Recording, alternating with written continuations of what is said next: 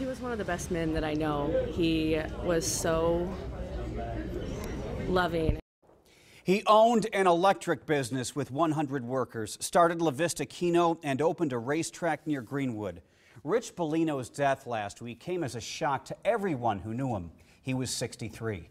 Good evening, I'm Craig DeGrelli. And I'm Jennifer Griswold. Bellino died last Friday, one day after an allergic reaction to a wasp or bee sting. Tonight, family, friends, and community leaders joined together at the business he loved to remember him.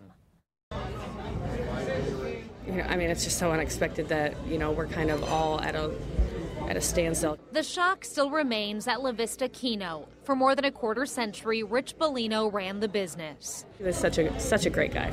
One of my favorite bosses that I've ever had. Shayla Stroud worked with Bellino since she was 18. He was there, and I don't know, I've just known him through every standpoint and every big thing in my life so far. Dan Webster started out as a customer, then became a friend. We've sat together night after night, had a beer here. One heck of a nice guy. Bellino later asked Webster to work for him as a property manager. Both loved sports, and Webster says discussions often showed Bellino's competitive side. He loved the Cornhuskers, as I did, and we argued over Bo Pelini like no other. Bellino worked to make a mark. In 2004, our cameras caught up with him as he led a petition drive to allow casino and electronic gambling. In the early 90s, Bellino built the I-80 Speedway racetrack near Greenwood. His friends say his sometimes tough exterior often hid his caring side. In the end, he was more soft-hearted than anybody would ever know or that he let on. That caring side and community work earned him La Vista's Distinguished Mayor's Award just last year.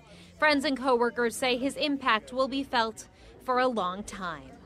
He was one of the best men that I know. He was so loving and kind and funny, and he was just an all-around good guy. Rich Bellino leaves behind his wife of more than 40 years, 2 children and 3 grandchildren. His family requested memorials be given to the Sienna Francis House or Shriners Hospital. New